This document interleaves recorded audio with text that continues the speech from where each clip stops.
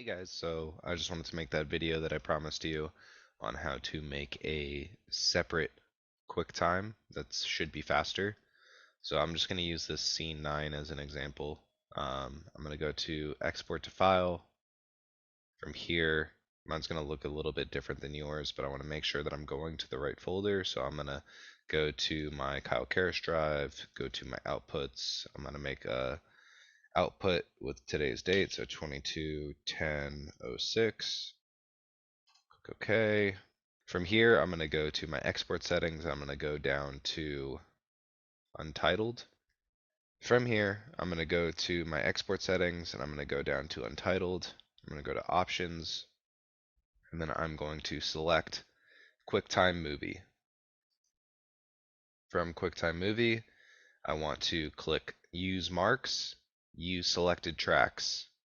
Okay, what this does is that says from the beginning of my marks to my end of my mark in and my mark out. That's why I want it to be output.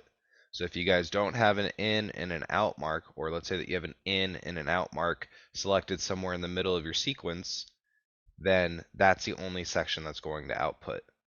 So if you have this selected, you need to make sure that you have an in mark at the head and an out mark at the tail of your sequence.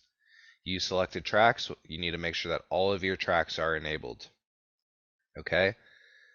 From here, I want you to use same as source and then click use Avid codecs. What this does is it makes an output using the Avid codec that you transcoded to.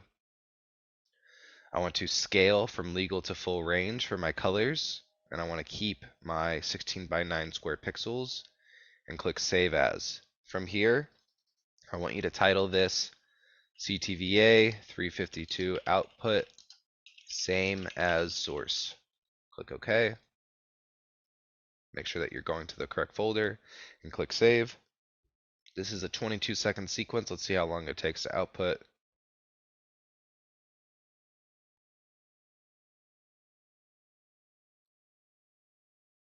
So it took about 21 seconds to output. From there, when I go to my Ctva 352 outputs, go to today's date, you're going to notice that you have an unplayable output from here. The next step is I want you to download a program called Shutter Encoder. Okay, Shutter Encoder.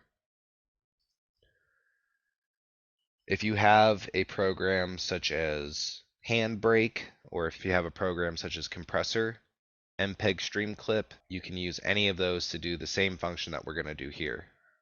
Shutter Encoder works pretty well for people who have PCs, so that's why I use it. So I'm going to navigate to the file that I want. I'm going to select it and click Open. And then from here, I want you to create an H.264. There we go. From here, I want you to make the video bit rate. I want you to knock that down to 2500. The scale, I want you to knock down the scale to 1280 by 720. For something like this, where we're just outputting a scene, there's no need to have it bigger than that. Your audio settings, I want it to be set to stereo. And then from there, you should be good to go. Star this and create a function, okay, by hitting Control S or Command S. Okay, and you can save these somewhere. So I'm going to save this to my external drive. I'm going to make a new folder and call this Shutter Encoder Settings. Click Open, click Save, and call this H.264 720p. Then click Save, and now that should be saved in there.